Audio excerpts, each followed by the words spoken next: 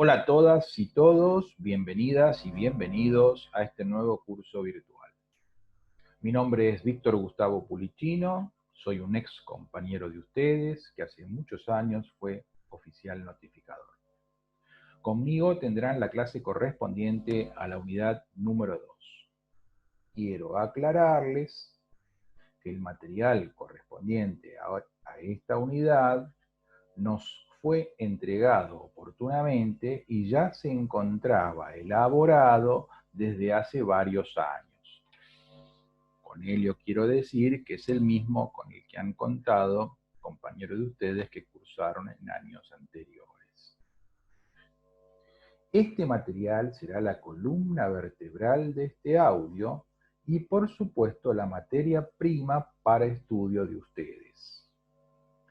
Las partes de este material que yo no mencione en este audio no están excluidas del temario del examen. Simplemente que en homenaje a la brevedad yo las doy por reproducidas, ya que no voy a leer literalmente una norma o una definición que ustedes pueden leer por sí solos, sobre todo si las mismas no ofrecen dificultad.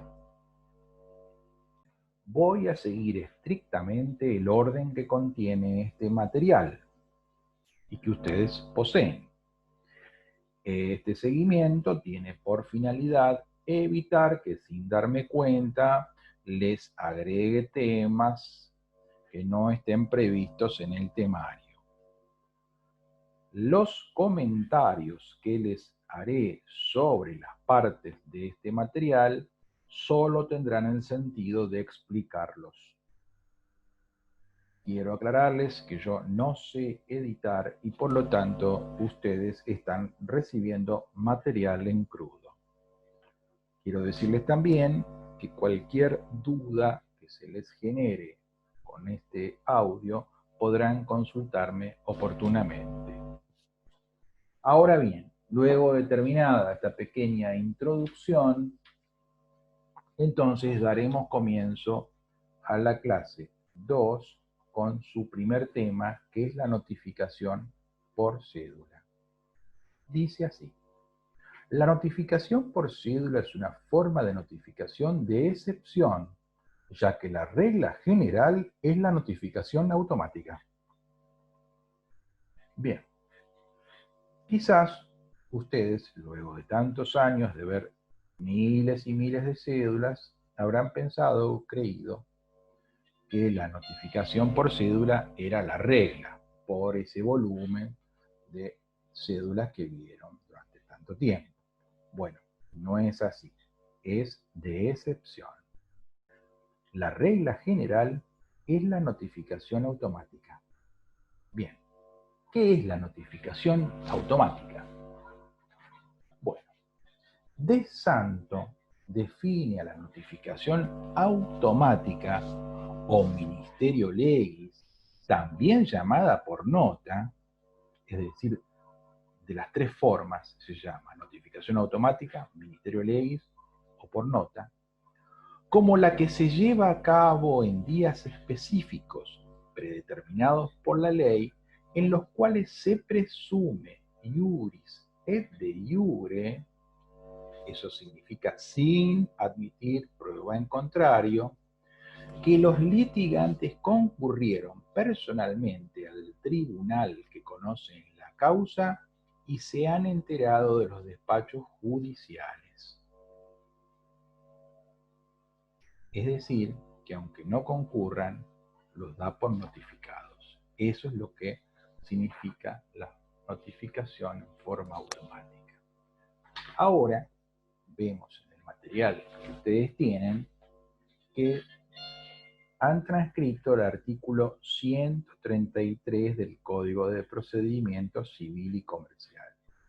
Es el correspondiente a esta notificación llamada automática, ministerio legis o por nota.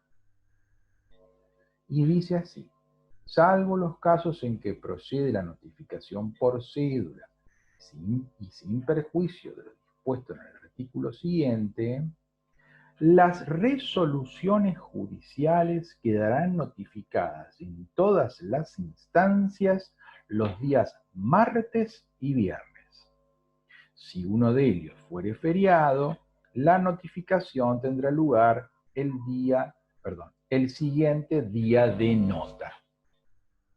Luego el artículo aclara: no se considerará cumplida tal notificación, es decir, no operará esta notificación automática, si el expediente no se encontrara en el tribunal. Obviamente, si no está en el tribunal, el litigante concurrió al juzgado, lo pidió y no lo pudo ver porque ni siquiera estaba en el tribunal. Puede ser que el expediente no esté en el tribunal porque fue en vista al fisco, el fiscal, el asesor de menores incapaces, está en la cámara, en fin, no está. En el inciso segundo dice: si hallándose en él no se exhibiera a quien lo solicita y se hiciera constar tal circunstancia en el libro de asistencia. Es decir, que el expediente está en el tribunal, pero el litigante no lo puede ver. Lo ha solicitado y le han contestado que el expediente no está en letra.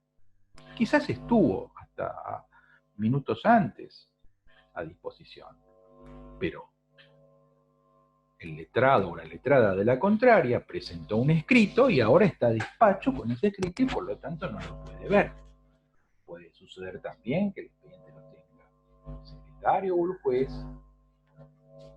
porque tiene que resolver algo y por lo tanto no está en letra. Ahora bien, para que el litigante no quede notificado ese día, martes o viernes, como dice la norma, entonces debe dejar constancia de su presencia o de su asistencia, justamente en el libro de asistencia. El letrado lo pide y deja constancia, donde dirá que ha concurrido al tribunal, que ha pedido el expediente tal, se le ha informado que el mismo no está en letra. Al dejar esa constancia, entonces no queda notificado de las resoluciones judiciales que ese día tomaban nota. Bien.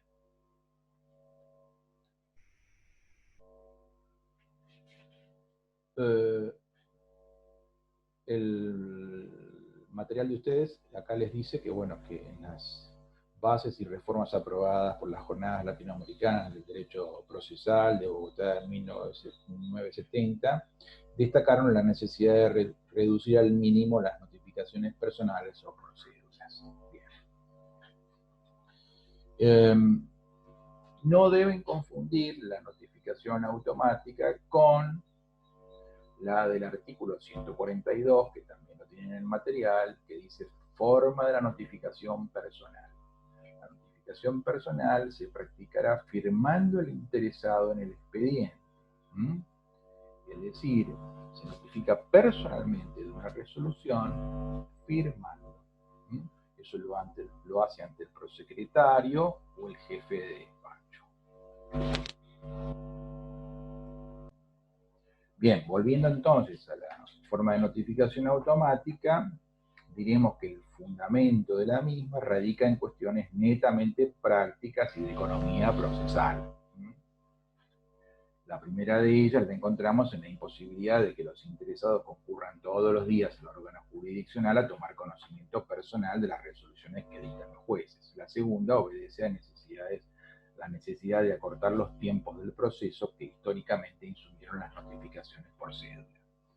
Bueno, obviamente, si todas las resoluciones judiciales debiesen notificarse por cédula, los procesos serían larguísimos.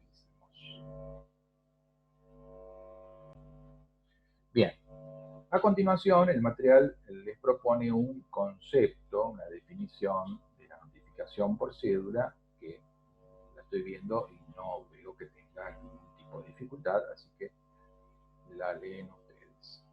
Luego dice, la finalidad de las notificaciones es asegurar el principio de bilateralidad de la audiencia o de contradicción. Bueno, veremos entonces qué es este principio. El principio de bilateralidad de la audiencia o contradictorio significa que el juez no podrá definir una pretensión o reclamo del actor si la persona en contra de quien ha sido propuesto no ha tenido oportunidad de ser oída. Este principio es de regambre constitucional y se incrusta en la Carta Magna como la garantía del individuo a la inviolabilidad de su defensa en juicio.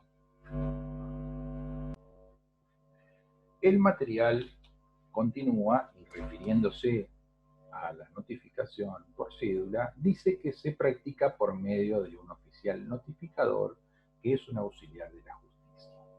Procede en los casos que enumera la ley y en aquellos en que lo decide el juzgador cuando la norma procesal específica lo contempla, exigiéndose en los ordenamientos modernos que la resolución sea fundada. Bien. Es decir, que además de los indicados cuasi taxativamente por la ley, puede el juzgador disponer otra siempre y cuando sea por resolución fundada. Veamos ahora los caracteres. Es una forma notificatoria de excepción, ya lo hemos visto. Es una notificación expresa. Se la practica en el domicilio del destinatario, ya sea la reciba el destinatario directamente o indirectamente. Bueno, esto ustedes lo saben muy bien, porque justamente en las notificaciones que pueden aplicar la norma del artículo 141, ¿qué es esa norma? ¿A qué se refiere? Bueno, como su título lo indica, es entrega del instrumento a personas distintas del requerido, del demandado. Entonces, mediante esa norma, se puede notificar en ausencia del propio demandado. Esa es lo que dispone la norma del artículo 141. Por eso acá en los caracteres dice, ya sea la reciba el destinatario directamente o indirectamente. Indirectamente por alguna de las personas que la norma habilita para recibirlas. Por supuesto, yo doy por descontado que el artículo 141 ya lo saben y no hace falta mencionar cuáles son las personas habilitadas.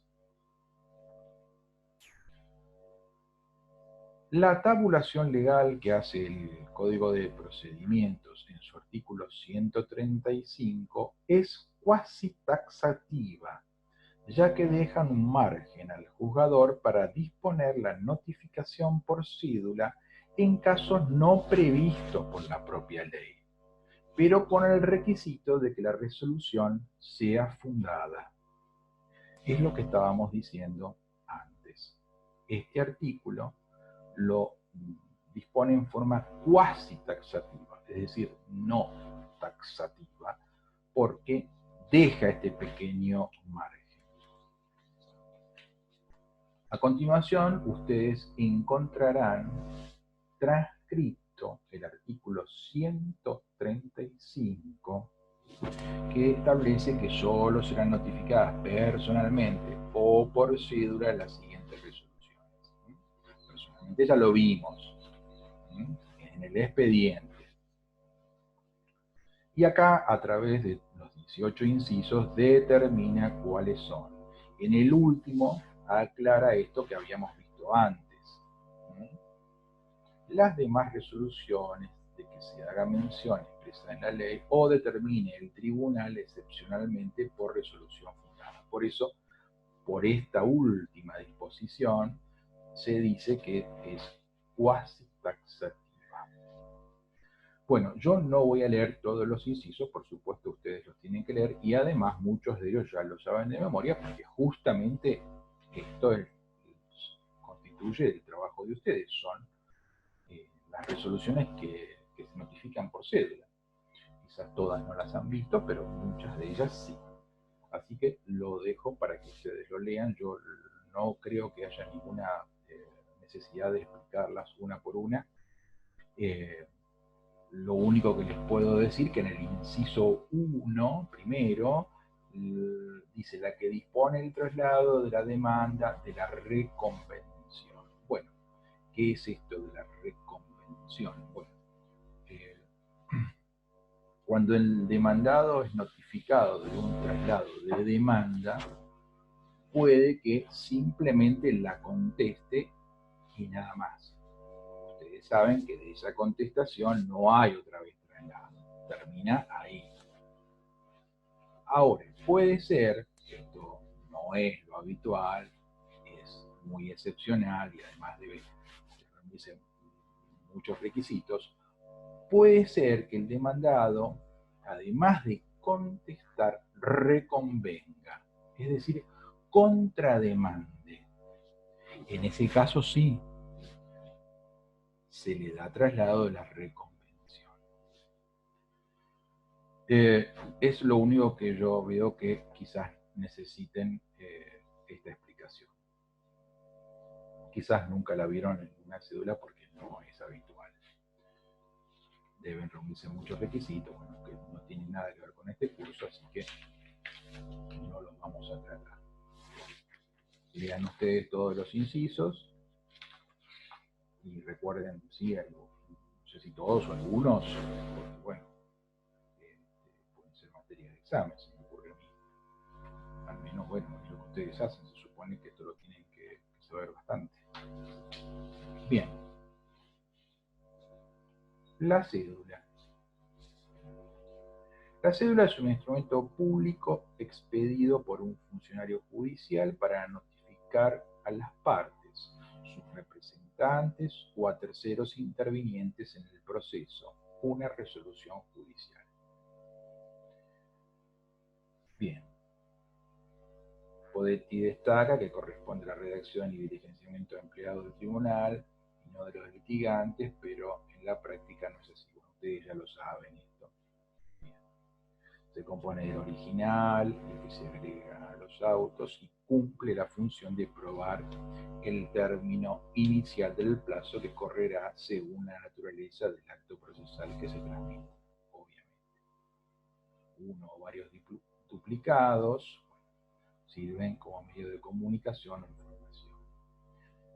La ventaja del doble ejemplar reside en que se puede saber en cualquier momento si la notificación se ha llevado a cabo con la formalidad de la ley. Bien. El duplicado de la cédula goza del carácter de instrumento público, igual que el original, pues se registran en ellas actuaciones cumplidas por el oficial notificador en cumplimiento de la ley procesal. Si se suscitan dudas entre las fechas consignadas en el original de la cédula y en el duplicado que se deja el notificado, debe estarse la fecha más favorable a la conservación del derecho. Como ejemplo, si el plazo para apelar se encuentra vencido según el original, pero no de acuerdo con el duplicado, este prevalece, más teniendo en cuenta que ella es la que tiene el letrado para poder ajustar su conducta y es base para el cómputo a los efectos del recurso, obviamente. También hay jurisprudencia que sostiene la nulidad de la notificación ante la falta de coincidencia de fechas entre el original y el duplicado. Bien.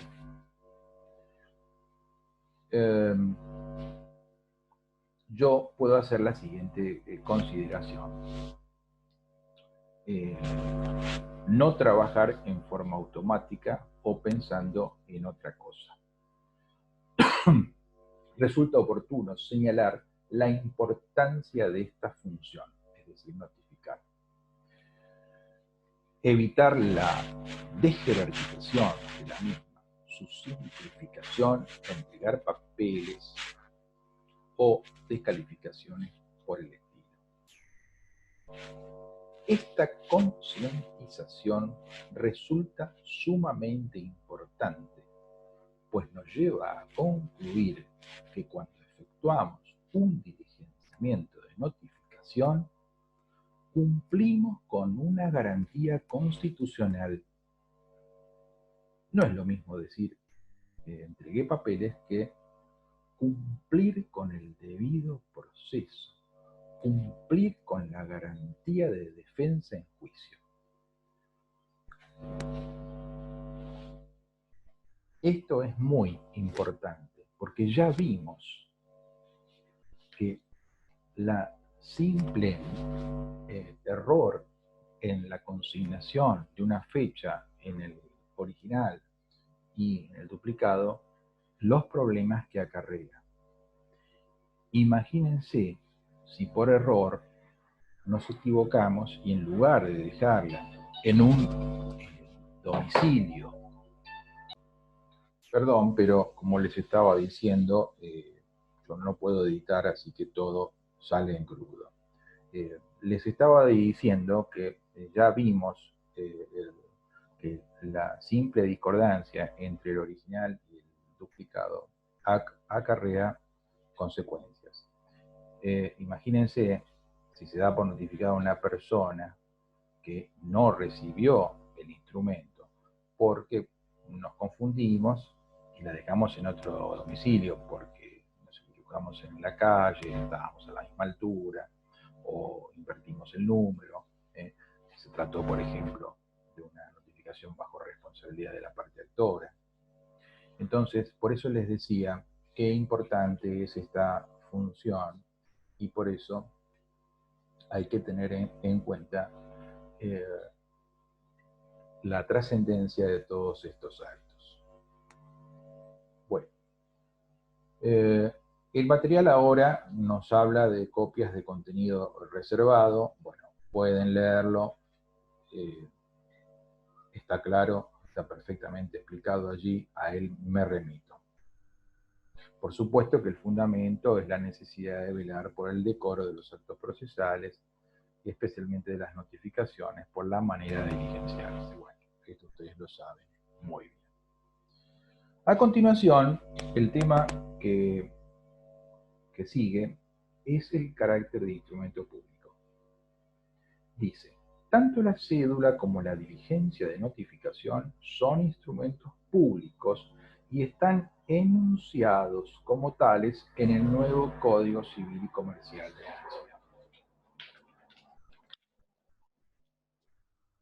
Bueno, ahí tienen el artículo 289, bueno, yo me remito a ellos, no es necesario que yo los lea, lo tienen ahí muy claro.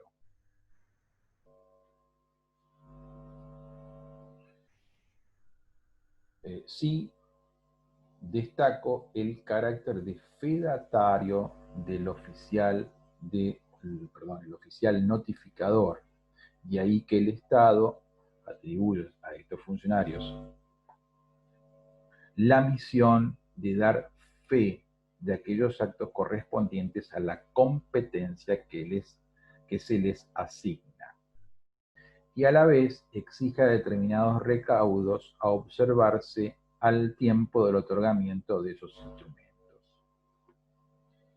Esa calidad de dar fe pública y su consecuente eficacia es extensible a los duplicados.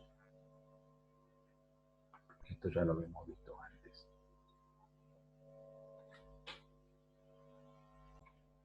Bueno, el material le sigue diciendo, bueno, tienen ahí para ver el Código Civil y Comercial comentado. Destaca que son además instrumentos públicos las diligencias de los mandamientos o notificaciones asentadas por el oficial de justicia o por el oficial notificador notificador por las vías de comunicación establecidas por las leyes de procedimiento, incluidas las electrónicas, etc. Bueno, pues ustedes lo pueden ver. En cuanto a la cédula suscrita por el letrado de la parte interesada en la notificación, goza también de la calidad de instrumento público. FACI señala que la ley, al autorizar a los letrados a firmar las cédulas, convierte a estas en instrumentos públicos que responden civil y penalmente en casos de excesos o contravenciones. Bien. Ahora vamos a ver qué es un instrumento público y su fuerza probatoria. Elementos esenciales del instrumento público. Autenticidad. Esto significa que es veraz y prueba por sí mismo la verdad de su contenido. Fe pública. Esto se refiere a la autoridad del oficial público que interviene en el instrumento, que se refleja en el acatamiento del público en general. Fe es la confianza que tenemos en algo no percibido por medio de los sentidos, pero que lo aceptamos por la autoridad de quien lo dice.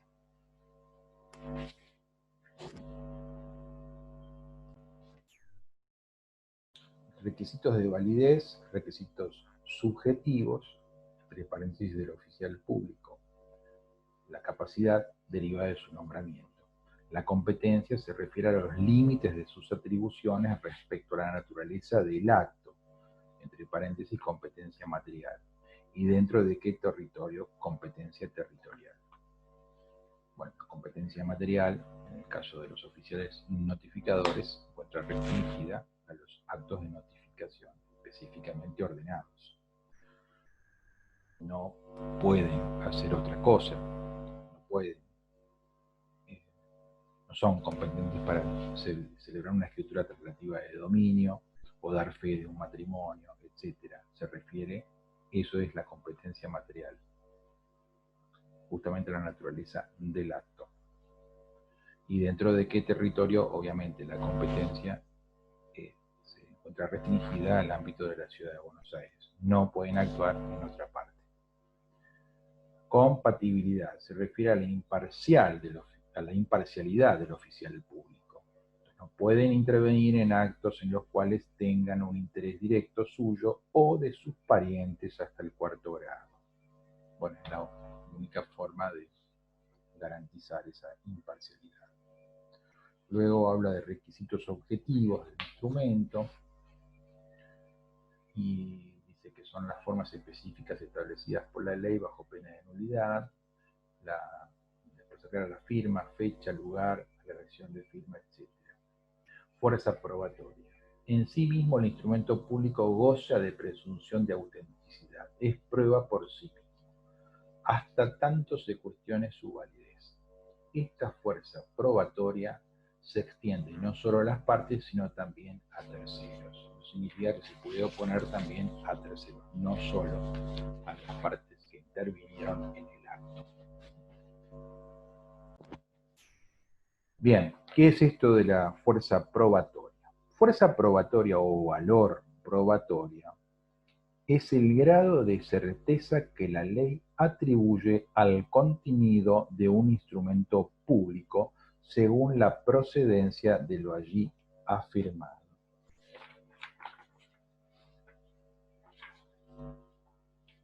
Corresponde aclarar que la fuerza probatoria del instrumento público no abarca por igual todas las cláusulas.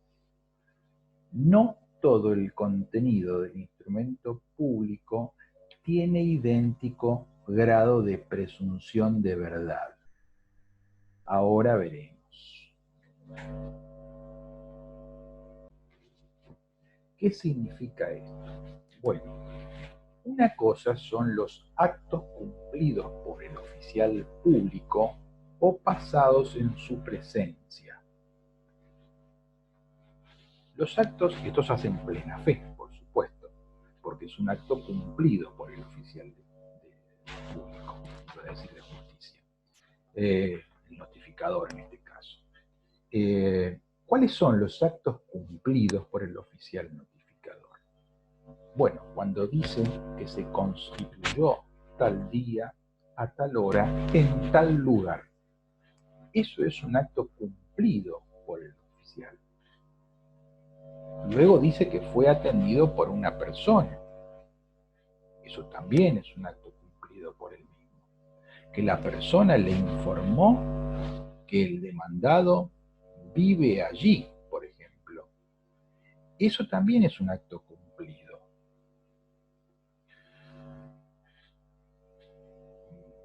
Porque él estuvo allí y fue atendido por la persona. Y es un acto pasado en su presencia las manifestaciones que le hagan en ese momento. La persona le pudo haber dicho su nombre y le pudo haber dicho que el requerido, por ejemplo, es su hijo y que efectivamente se domicilia allí.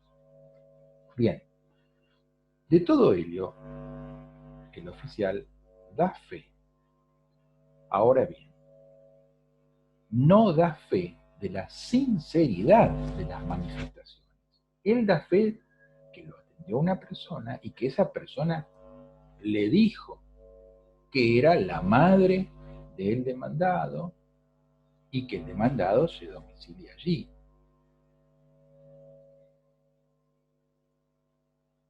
Pero él no da fe sobre la veracidad de esas manifestaciones. Esas manifestaciones pueden ser sinceras o no. De eso no damos fe. Por eso conviene distinguir de estos actos cumplidos por el oficial o pasados en su presencia de aquellas del contenido o la veracidad de las manifestaciones. Sí damos fe que se dijo, pero no de su veracidad.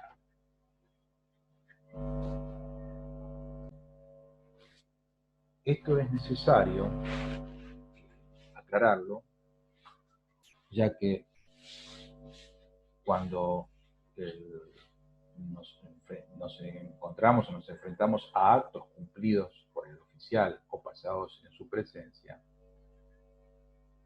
de ellos el oficial da plena fe. Para cuestionar esta fe se requiere de un procedimiento especial que ustedes verán en otra clase. Se trata de la redargución de falsedad. ¿Por qué? Porque estos instrumentos hacen plena fe. Por eso se requiere de un procedimiento especial para contradecirlos. El instrumento público, en las cláusulas que estamos hablando, es decir, las que hacen plena fe, se trata de instrumentos casi irrefragables, es decir, que casi no se los puede contradecir, salvo, por eso les explicaba, el procedimiento especial de la redargución. Por eso decimos que casi. Pero esto exige una cantidad de requisitos, porque si no, sería muy fácil simplemente negarlos y entonces caería. Obviamente no habría ninguna seguridad jurídica. Imagínense la cantidad de instrumentos públicos que ustedes conocen. No solamente en el caso de las notificaciones o las actuaciones de los oficiales de justicia, las actuaciones de los escribanos, las actuaciones de los demás depositarios de la fe pública, un matrimonio, imagínense que cualquiera podría negarlo. Entonces, por eso la ley en ese aspecto exige un procedimiento especial que ustedes ya van a ver. Pero volviendo al caso que nos ocupa, del ejemplo que veíamos antes, que notificamos, íbamos con una notificación dirigida a Juan Pérez y nos atiende una persona que dice ser fulana de tal y dice ser la madre del demandado y además dice que el demandado se domicilia allí. En base a ello, procedimos con la notificación. Bien. Antes señalamos cuáles son los actos que hacen plena fe y cuáles no. Bueno, la sinceridad de esas manifestaciones nosotros nos damos fe, obviamente. Por eso, si el demandado considera que esa manifestación no fue veraz, tendrá que presentarse y no promover una acción de redargución, porque no está comprometida la fe del oficial por la verdad o falsedad de esa manifestación. Si él considera que la persona que atendió al oficial quizá tenía episodios de olvido y entonces en ese momento no recordaba que su hijo en realidad se había mudado hacia ya 8 o 9 meses y entonces manifestó eso porque era víctima de algún tipo de enfermedad que le provoca este tipo de olvidos y entonces incluso recibió el instrumento y además no se lo dio porque por supuesto se olvidó, pero él podrá demostrar que efectivamente no vive allí, que esa persona que quizás efectivamente era su madre padece una enfermedad. Pero esto es una cosa y otra muy distinta es cuando se ve comprometida la fe del oficial. Por eso decíamos, marcábamos la diferencia. Una cosa es decir que me constituí en tal lugar y en realidad me estoy constituyendo en otro lugar. Puede ser un error, pero estamos hablando de una falsedad ideológica, porque estamos diciendo que estamos en la calle Cuchacucha, pero en realidad estamos en la avenida Rivadavia. Entonces, eso sí compromete la fe del oficial, pero no la verdad de las manifestaciones de las partes. Hago esta salvedad porque obviamente esto se presenta a menudo en muchos casos de notificaciones. Podemos terminar diciendo, además, que el oficial notificador, en ocasión de dar fe, por supuesto, no es un testigo ni es un simple redactor. Es un oficial público dotado de la fe pública. Por eso decimos que es un fedatario.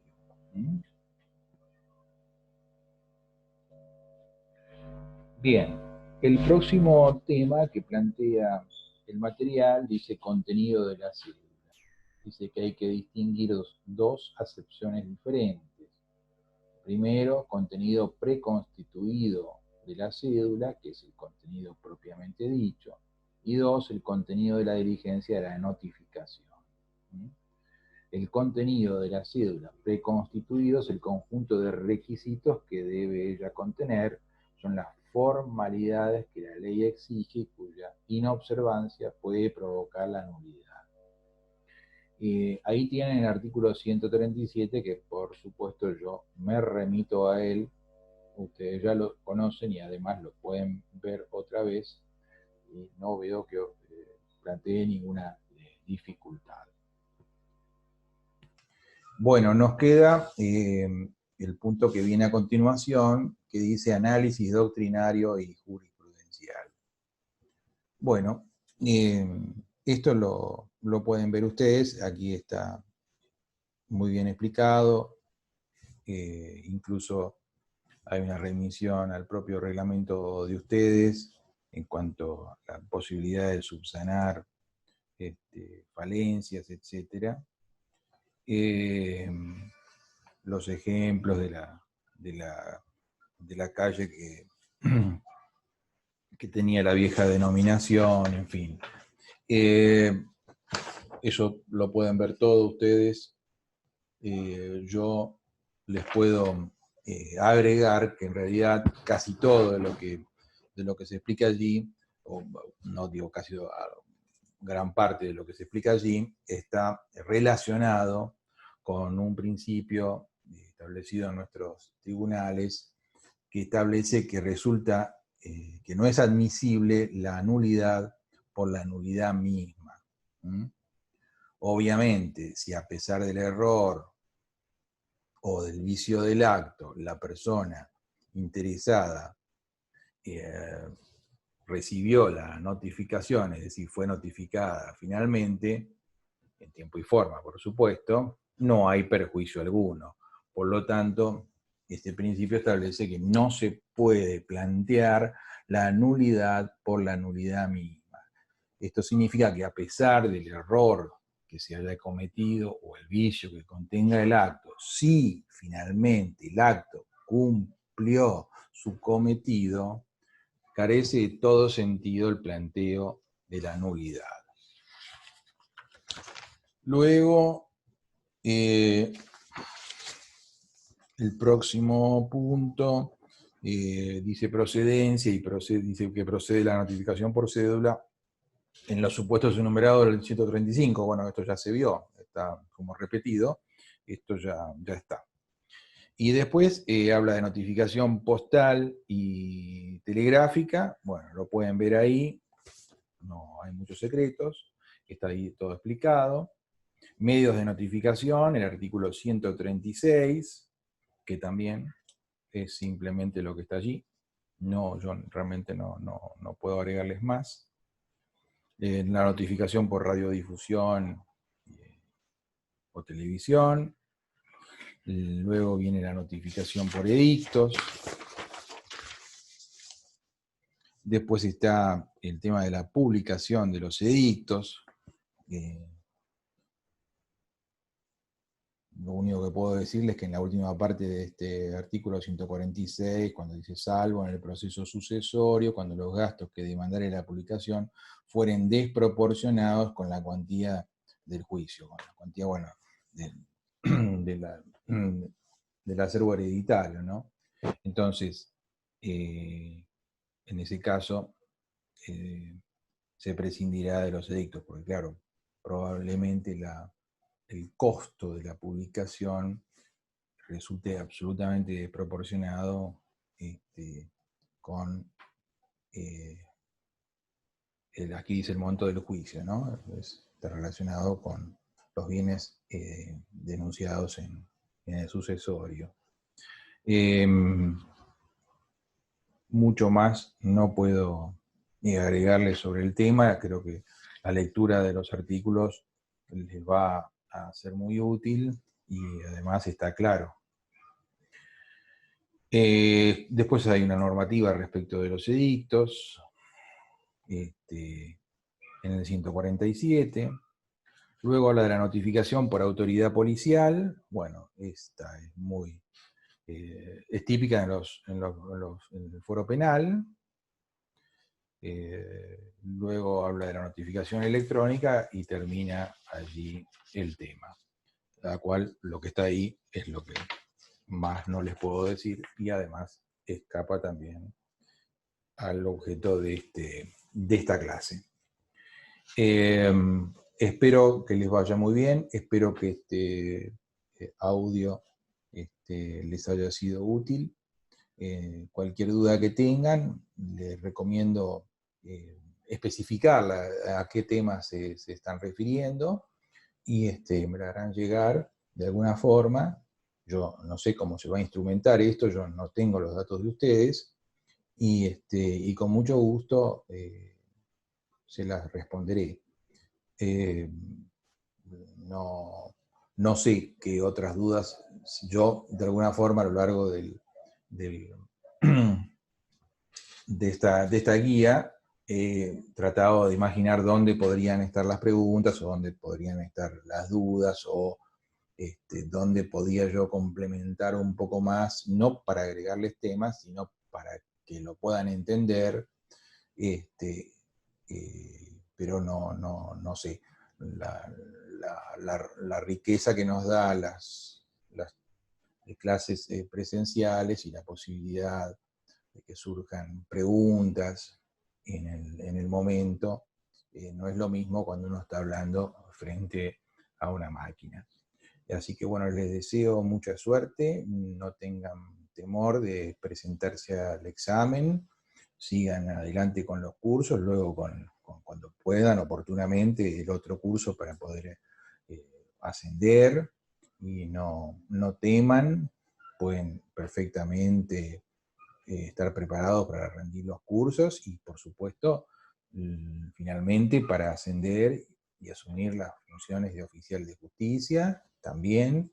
No se olviden que además de todos estos cursos, cuando ustedes asciendan, tendrán un periodo de entrenamiento y además siempre van a tener con demás compañeras y compañeros la posibilidad de preguntar cada vez que tengan una duda. Así que bueno, les repito que les deseo lo mejor y bueno, un gran abrazo para todos y mucha suerte.